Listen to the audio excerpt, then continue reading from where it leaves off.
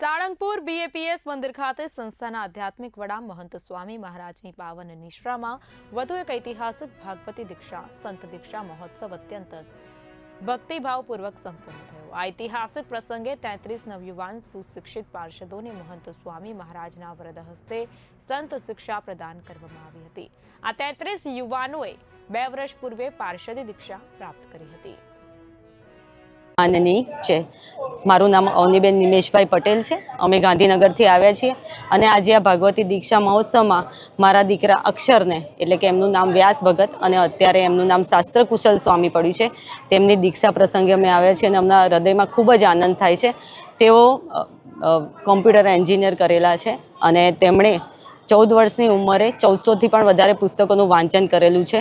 આવા બાળકને, આવા દીકરાને આ સંસ્થાને સોંપતા, મહંત સ્વામી મહારાજના ચરણોમાં સોંપતા અમને અત્યંત આનંદ થાય છે, કારણ કે મનુષ્યની દોટ એ શાશ્વત સુખ માટે હોય છે અને ભૌતિક સુખ માટે, પણ અહીં આ એવી સંસ્થા છે કે જેમાં આધ્યાત્મિક પ્રગતિ તો થશે જ, એ તો મને ચોક્કસ ખ્યાલ છે, પણ એ સાથે સાથે લોકોની જે સેવા થશે, વ્યસન મુક્તિના કાર્ય થશે, લોકોના જીવન પરિવર્તનના જે કાર્યો તે કરશે તેનાથી અનંત ગણું આ ફળ મળશે અને ખરેખર મનુષ્ય જીવનનો ધ્યેય જે છે કે બીજાના ભલામાં આપણું ભલું છે। અત્યારે અમારા મહંત સ્વામી મહારાજે જે સત્સંગ દીક્ષા ગ્રંથ લખ્યો, સમગ્ર શાસ્ત્રોનો જે સાર આપ્યો છે, એમાં છેલ્લા શ્લોકમાં લખ્યું છે કે તનોતુ સકલે વિશ્વે પરમાનંદ મંગલમ સ્વામિનારાયણ સાક્ષાત અક્ષર પુરુષોત્તમમ। આવી ઉદાત્ત ભાવના ધરાવતી આ સંસ્થામાં જોડાવાથી અને દીક્ષા જે તેમને મળી તેનાથી અમે મા બાપ તરીકે ખૂબ જ ગર્વની લાગણી અનુભવીએ છીએ। જય સ્વામિનારાયણ। આજે પરમ પૂજ્ય મહંત સ્વામી મહારાજના હસ્તે દીક્ષા લઈને મને ખૂબ આનંદની અનુભૂતિ થાય છે। મારું નામ સાધુ કેશવ વદન દાસ। મેં પૂનામાં રહીને આર્કિટેક્ચરનો અભ્યાસ કરતાં મને સાચા સુખનું આર્કિટેક્ચર આધ્યાત્મિક માર્ગમાં લાગ્યો, તે માટે મેં આ જાગેશ્વરનો માર્ગ લીધો છે। નારાયણ, મારું નામ જીતેન્દ્ર ખુટવડ છે। હું ટોરન્ટો કેનેડાથી છું। મારો પુત્ર ચિરંજીવ રોનક એને પરમ પૂજ્ય મહંત સ્વામી મહારાજે આજે ભાગવતી દીક્ષા આપી છે અને એનું નામ સારંગપ્રિય દાસ પાડ્યું છે।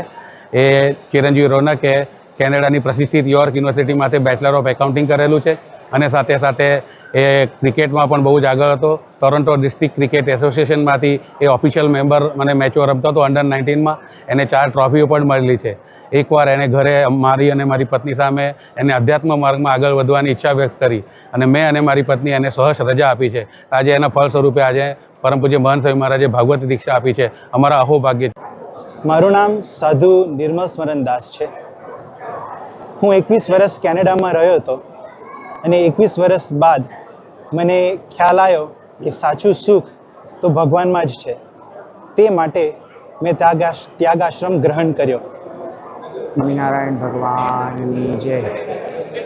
આપણે સૌ જાણીએ છીએ પ્રમાણે આપણી ભારતીય સંસ્કૃતિ એનો આધાર સ્તંભ એ આપણી ભવ્ય દિવ્ય એવી સંત પરંપરા છે અને આ સંત પરંપરાને ભગવાન સ્વામિનારાયણે ખૂબ જ પુષ્ટ કરી અને એ જ પરંપરાની અંદર આજે આપણે જોઈએ છીએ કે સ્વામિનારાયણ સંપ્રદાયમાં સમયે સમયે એ નવયુવાનો એ પોતાની ઉજ્જવળ કારકિર્દીનો પણ ત્યાગ કરી અને દેશની સેવા માટે, સમાજની સેવા માટે તેઓ ત્યાગનો પંથ એ પોતે અપનાવે છે અને એ જ પરંપરાની અંદર આજે પરમ પૂજ્ય મહંત સ્વામી મહારાજે જેમણે ભગવાન સ્વામિનારાયણે એ આ સંત પરંપરાને જે પુષ્ટિ આપી એને તેઓ અત્યારે એમના આધ્યાત્મિક અનુગામી તરીકે પુષ્ટિ આપી રહ્યા છે। તો આજે એમની જ નિષ્ઠાની અંદર લગભગ 33 જેટલા નવયુવાનો એ પોતે આજે ત્યાગાશ્રમના માર્ગે પોતે ચાલ્યા છે અને ભાગવતી દીક્ષા કહેતા કે સંત દીક્ષા એમને ગ્રહણ કરી છે,